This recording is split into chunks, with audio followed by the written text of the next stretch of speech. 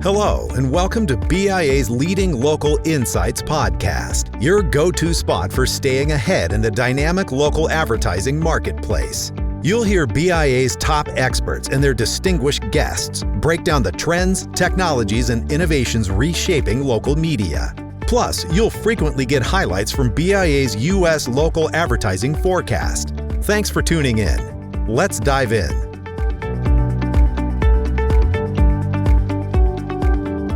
Hello and welcome to BIA Advisor Services Leading Local Insights podcast. My name is Celine and Matthiessen. I'm the VP of Insights and Analysis. Here at BIA today, we are digging into everything Google that Google recently dropped in May at I/O 2026. Here to help us navigate is my colleague, Mike Boland. Mike, thanks for joining us. Yeah, hi Celine, good to be with you. Yeah. So, Mike, let's just jump in. Give me your honest hot take. Was this Google's best I/O in years? And are they still playing catch up to OpenAI? You listen to it, right? Yeah. Yeah, I watched it live and have been ruminating over it ever since. So anyway, I wouldn't say it was the best I/O, but certainly the most consequential in terms of their sort of ongoing efforts to take a wrecking ball to their core search business so that they can compete with OpenAI, to your point.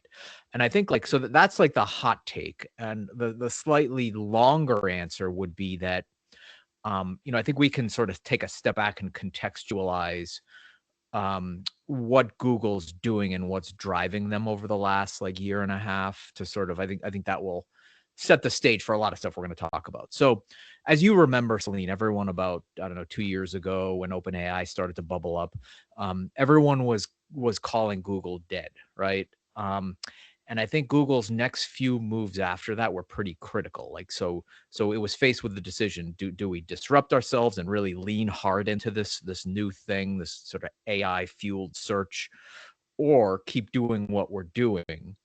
And it did the former. And I think it chose the right path because it had its most, high performance, high revenue, profitability year in history in 2025. I think its stock price grew 40% last year. So, I think, and I remember when everyone was saying that back then, this is going to be the death knell for Google, this new OpenAI thing. I remember saying at the time that don't worry, Google is going to be just fine. No one is better primed for AI than Google in terms of having a knowledge graph from being the world's search engine for the last 25 years. You can't ask for a better AI training set for sort of human knowledge and a foundation on which to build an AI business, right? So that was the capability. But the question is what Google decided to do at that point again. And again, I think it chose right. And if you think about it, Google it's faced with a classic innovator's dilemma, right? It's the incumbent. It has this new sort of challenger called OpenAI and others.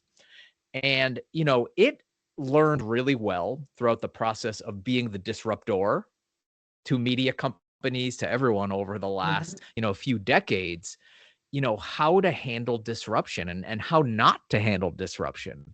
So I think it learned that lesson well from being on the other side of the table. And now it's just leaning hard into disrupting itself. And when I say disrupting itself, it's that classic 10 blue links, search engine results page, few ad slots.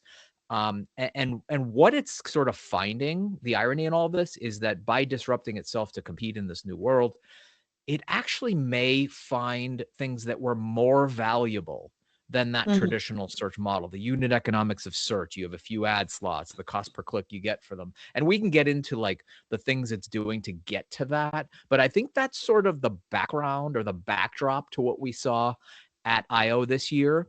And then sort of what we saw was, we can get into more detail, but at a high level, it was Google sort of continuing that progression of integrating AI as a primary modality of search, and disrupting sort of the search model it had before. Yeah, so it's really not a catch-up game for them. It's more a catch-up to themselves, right? Yeah, that's a good way to put it. Right. So it's we have our own universe here. We're just going to upgrade the Google Uniscape and we'll let everybody else kind of rotate around us, right? Yeah, and like to prevent other people from eating our lunch, we're going to eat our own lunch and Right, prevent them from being exactly. able to do so, right? To use that Yes, but tired yeah. metaphor. Yeah. Anyway, so yeah, they had a lot. Project Astra, Gemini 2.5, AI Hmm. mode in search. So, if you had to pick one announcement that they made, because there's so we'll get into more of them, right? That actually changed how Yeah. people use the internet day to day. What is it out of all of it? What do you think? Yeah, you just mentioned a bunch. I think we can walk through several of them, but I think the Mhm. headline, the one I would point to most, is these things called information agents. Mm, So, and that relates to another thing. So, first of all, they announced Gemini 3.5 Flash, which is basically their latest and greatest generation of Gemini's model. You see OpenAI and all the other engines, mhm, um, especially Anthropic, like in terms of like they're in this like arms race for their new models, just a core foundational model. It just keeps the frequency and the pace keeps picking up for them launching new and new models. So basically, Gemini and their mhm, underlying model, the latest is 3.5 Flash, and what this version or generation of Gemini is sort of built for is agentic AI. mhm, Um, and that leads to these information agents that I'm talking about. So stepping back slightly, Google's sort of progression of integrating AI in search was first, it was, as you remember, AI overviews. Everyone remembers mhm, they're still there. They answer questions directly, and it sort of sits above the traditional model. So we had this like hybrid search engine result page that had the traditional 10 blue links, but it was sort of preempted by a direct answer to the question. Then it rolled out AI mode, which is basically a variation on that, where, okay, we gave you more of a direct answer to a natural language question. Now ask follow-up questions. Let's have a dialogue about it. I like that same jacket, but I would like it in blue. Does it come in small? Does it come in kid sizes? Like, just it's follow-up questions as opposed to what we used to do, which is these just one-off disjointed searches, all within this general sort of thing we're researching. It's now more of a conversation. That was sort of leading up to IO. These information agents at IO now go the next step, which is towards agentic AI. So it's, proactively and persistently work in the background for me. I'm mhm. interested. I'm searching for a new car. I'm in the market for a new car, or I'm in the market for a new apartment. Here are my conditions that I'm looking for. And it just sort of searches for you. It monitors marketplaces and whatever sort of places it needs to go, and then automatically notifies you when like it hits a target in terms of those like specific things you were looking for. And if you think about it, what that does is it gives you sort of perfect market knowledge as a buyer. And in situations where buyer responsiveness is an advantage, it gives you that, like searching for an apartment or something like that. So I guess those are limited use cases, but the thing is, I think people are going to get creative with that in terms Mhm. of finding these things that this agent can do for me and just have it always work in the background. So I don't even have to go to the search engine to do the search. That's sort of the point. It just sort of, it makes search more automatic. Now there are still things that are going to come up on a daily basis that you need to go search for, but these broader things in your life, it's just you have these agents working in the background, crawling the web for you, looking for the specific things that you've identified. So that's exciting. Wow. For information agents for consumers, but what does it mean for local business or someone selling Hmm. to local shops? Does it open up new opportunities? What's your take on that? Yeah, so let's bring it back to our world here of sort of local commerce. So, few things there. There's local businesses you mentioned, and then also someone like selling into those businesses, like the media sales folks that are in our orbit. So, I guess tackling those one at a time. As a local business, I'm sure there's a lot you can do in terms of sourcing local supply chains and always looking for better prices. Those manual things that proprietors will do in terms of managing their business, in terms of finding better prices for their either ingredients or supply chain or whatever the business happens to be, or just sort of more market knowledge that helps you as a small business. Opportunities to advertise. There's a new little league team that's going to be starting. Oh, that's an opportunity to sponsor a team, stuff like that. Mm-hmm. On the ad sales side, I think it's equally a market intelligence tool to know, search public databases, chambers of commerce, or building codes to know, hey, there's all these new businesses opening. They're going to be on my target list. I'm going to be at their door the day they open before my competition gets to. It's stuff like that. Those are a few examples. But once you start to think about it, the wheels turn on how you use an agent to just gain sort of better market intel that can serve you as a sales rep, as a media executive, as a small business, as a consumer. I mentioned some of those examples, like finding an apartment or a car or things like that. So I think once you start to think about it, the examples themselves are going to really start to blossom as the people start to use them and get creative with it. It's probably a lot of stuff we're not even thinking of today.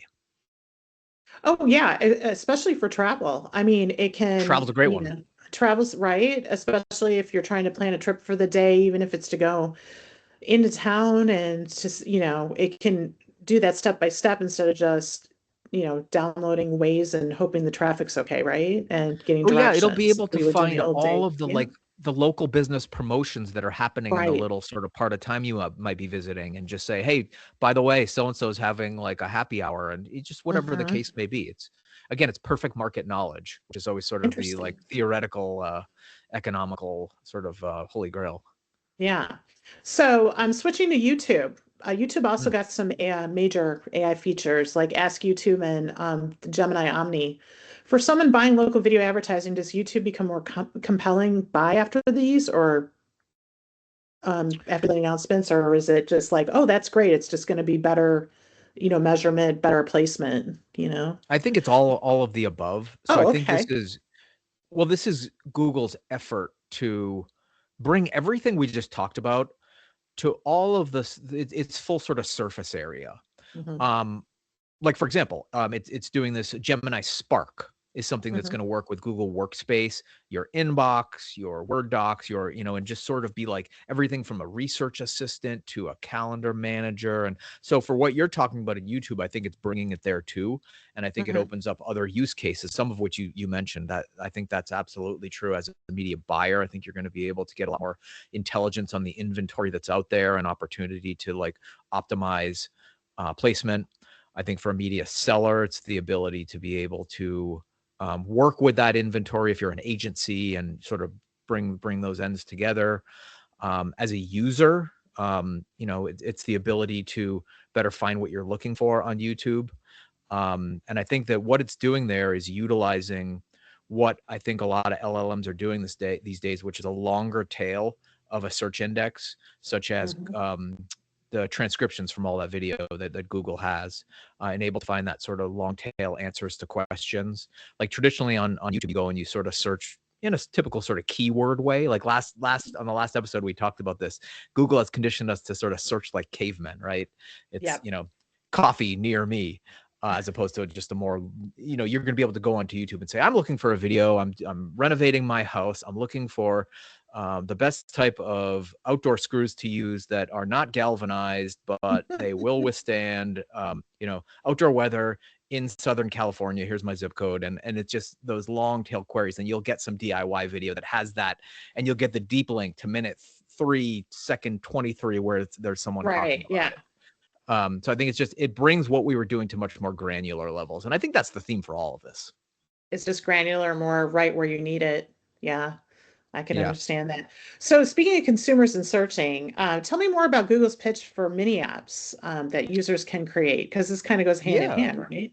Yeah. So many apps sort of work with the concept of the information agents, those things that are just working in the background, right? Hmm. And Google has sort of packaged it in a way. I think they're smart to do this. They didn't just say they're not going to roll this out. Like they said it at IO, because this is all the industry geeks and analysts and people like us that are watching it. But I think when they roll this out in a consumer facing way, they're going to package it more as, I'm not going to say information agents. It's going to be these apps. Everyone can just sort of create these apps. And I think that's smart, because agentic AI doesn't sound as palatable, and it's a lot scarier sounding to the average consumer than saying, Hmm. create your own app. So the app is basically just sort of like a euphemism for these information agents, where it's like you build your own app to do something that is, find me an apartment, or find me a car, or just all those examples we gave. They're just sort of like calling them apps. And I think that the The other angle here is with these apps and with the information agents. I sort of teased this earlier, where Google, like in that sort of its endeavors to disrupt itself, it may end up with something that's more valuable than the traditional search model. So if you think about it, the 10 blue links and the 3 ad slots, right? That's the 3 ad slots. That's like a lot of inventory, and that's how it made its money based on search query volume and having um, those CPCs that were, inherent in those like top 3 spots that were sponsored. Now with AI, I think the worry that everyone had was it's going from those 3 spots down to like 1 or even less than 1 because there's only one answer. You're not going to put 3 sponsored results on one answer. But I think with all these things we're talking about, like these apps that are working in the background, and the AI mode conversations you're having back and forth with it, and the intelligence agents, these are all ripe for monetization, I think, in a couple of ways. So the first is more quantity. So again, the worry was it's going to go down from 3 ad slots down to 1, but there's just so much more interaction happening. It's going to make up for the quantity with AI mode. You now ask it 6 questions where you used to ask it 1. And I think that the query volume, the query length, we talked about this in the last episode. The query length of an AI query, because it's natural language, is 6x that of traditional queries. And then if you talk about these AI agents that are persistently working in the background, it's like it's always working. So from all that, that leads to basically a quality advantage in like ad terms. It's their quality. I don't want to say impressions. It's quality inventory, because Google knows so much more about you now. It used to be able to have to discern user intent from like 3 words. Again, coffee near me. Now it has so much more to be able to discern user intent. And as you know, Google feeds on user intent. So it's going to be able to essentially sell those sponsored slots at much higher premiums. And I think it's just going to play out in all of these different ways that it's developing it. But tying that back to the information agents, that information agent is going to pull so much more information out of you to find out exactly what you need.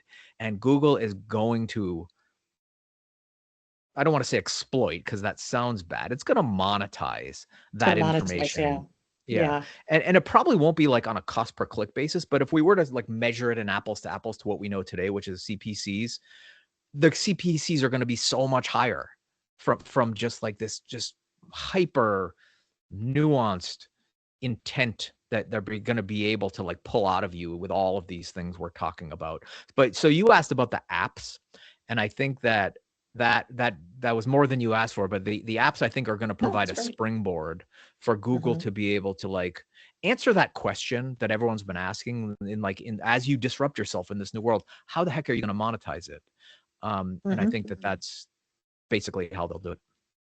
I think we talked about that before too, that a lot of the monetization is going to move towards attribution, attributing that to a purchase or a booking or a visit, and less on the view or the click. It could still be click in some ways, right? But added to it or so it's going to be really interesting on the measurement side, what happens with that. And then, just to top off on the mini apps, a lot of those apps you can set up and automate. And if they're on your calendar, and let's say you have bowling on Thursday night and you go to dinner after, those apps can help discover and remind and promote local restaurants, right? So there's other ways they can monetize off of consumer behavior and consumer scheduling or ritual, right? Totally. And it would be welcomed by users, even if there's sort of like a commercial angle to it and they sense that like they're getting, it's going to be welcomed because it's going to be so useful, because it's going to have up to the date knowledge.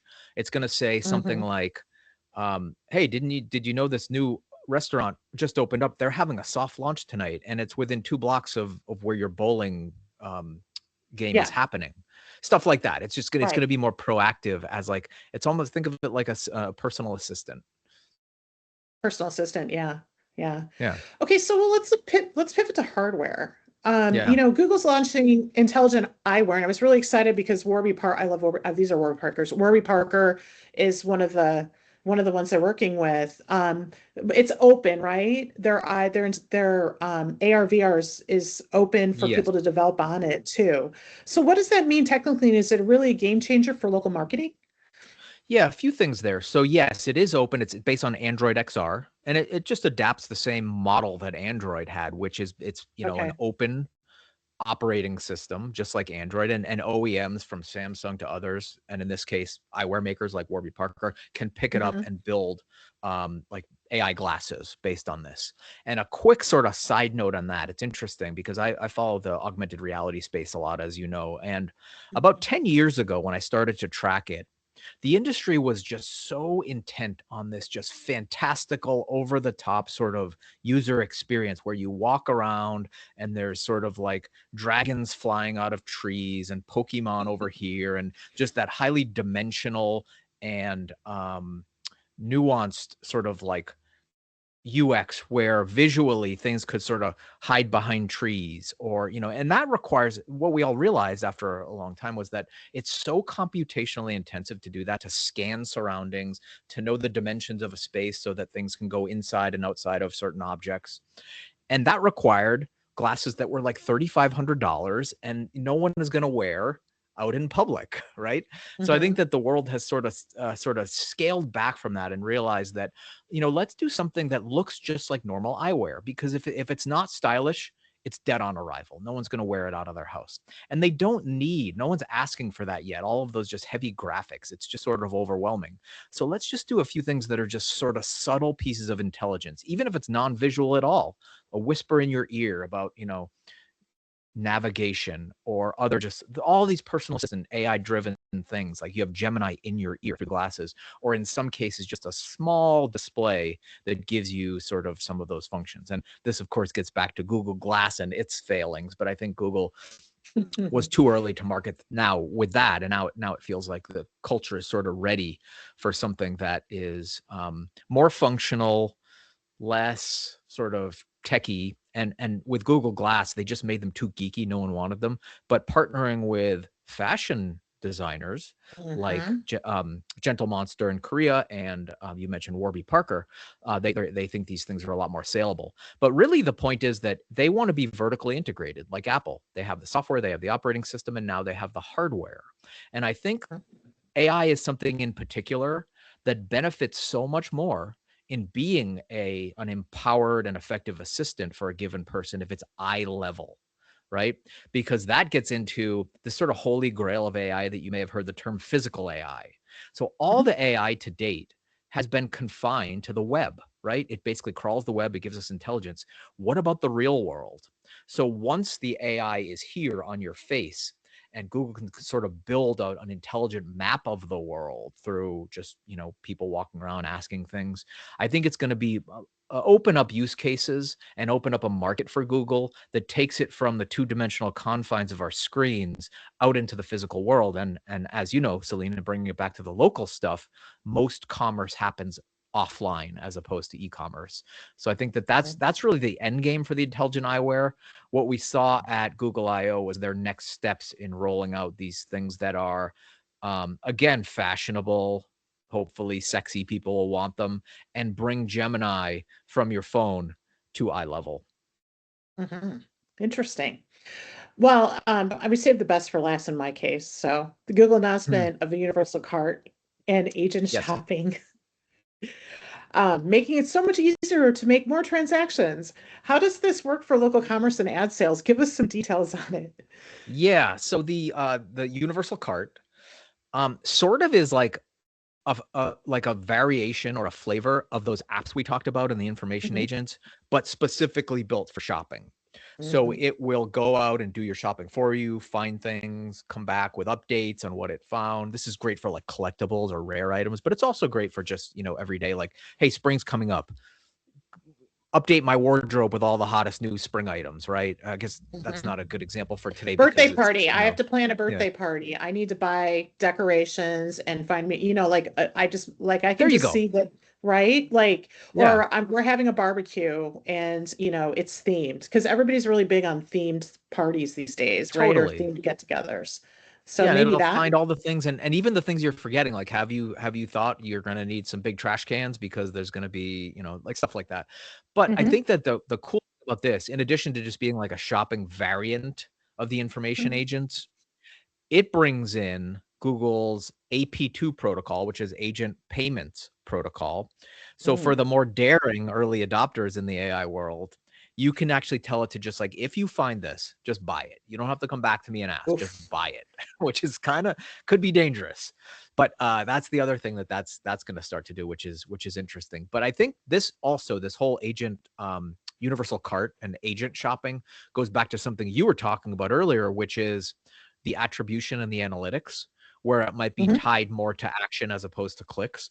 I think the more Google can do under its own roof, as opposed to sending you somewhere else, which is not a new story. This is behind zero-click search and where Google's been going for a while, but this sort of gets them there, which is the more that it can do for you with its agents or under its roof or whatever the case may be, it can have that full view of connecting the dots of the full consumer purchase funnel, which allows it to then report to its advertisers and have a stronger story to tell them to attract more ad dollars, because it can say this resulted in a purchase through one of our, fancy universal cart agents. It's going to be interesting. It's going to be interesting to see how that works with Amazon, if it's shots fired against Amazon for this, because if they're going to include Amazon in discovery. Good question. And I bet Amazon's working on something similar too. This is going to be an arms race. Yeah, it'll be interesting. I mean, I'm excited about it because it's the seamlessness of online shopping has changed so much from its inception, and it does make it a lot easier to purchase. I'm a little scared about giving AI permission to do it for me. I mean, but anyways, is there any other announcements from I/O that you think are important for our audience on local, that covers local media that people should know about, or our audience should know about? Yeah, I guess one thing we didn't talk about was the intelligent search box that's going to be rolling out this summer. Yeah. They sort of unveiled this at I/O.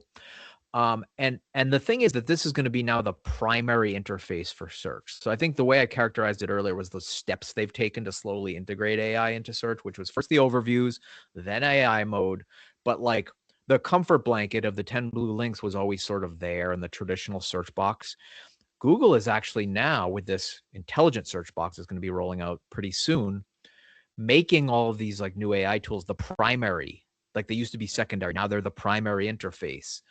And it's going to be interesting to see what the SERP, the search engine result page, looks like and what it does with those 10 blue links. Like, are they still going to be there? But basically what it's doing is it's combining overviews and AI mode, and that's the new norm. That's the new primary search interface. And I think that that's cool. But one thing that I don't think a lot of top people are talking about is the world ready for this, right? AI still has trust issues and some bad PR surrounding it. And it's like, with this intelligent search box, is Google going overboard again in that effort to cannibalize itself, which I think is smart. I think it's doing the right thing, but is it overcorrecting and maybe rolling it out too fast? So the question is how this is going to be received. I think that I've already read some headlines that people don't like this, and the installations for DuckDuckGo, a competing search engine, are up by 30% since Google I/O. So we're going to see if people like this or not. But I think from Google's perspective, it could be one of those situations, to paraphrase a quote that's often attributed to Henry Ford, and it was always cited by Steve Jobs. If I asked people what they want, they would have said faster horses, right? So Google's sort of just preempting. It's I know what you want. This is going to be better. Trust me, there might be growing pains, but this is the best thing for everyone. But I think there will be some backlash to that, but we're going to see how consumers, the market's going to speak, as it always does. Interesting. Well, thank you so much for being here today and sharing all your knowledge and insights. I always appreciate and value your time with us. And for everyone out there listening, thank you for joining us as well. We hope you're enjoying our podcast this year. And if you have any topics you'd like to suggest or want to come on as a guest, reach out to us at podcasts@bia.com. And we look forward to bringing you more insightful conversations on local media throughout the year ahead. Thanks for tuning in to the BIA Leading Local Insights podcast. Stay a part of our community by subscribing so you never miss an episode. And we want to hear from you. What topics do you want us to dive into next? Email your ideas to podcast@bia.com.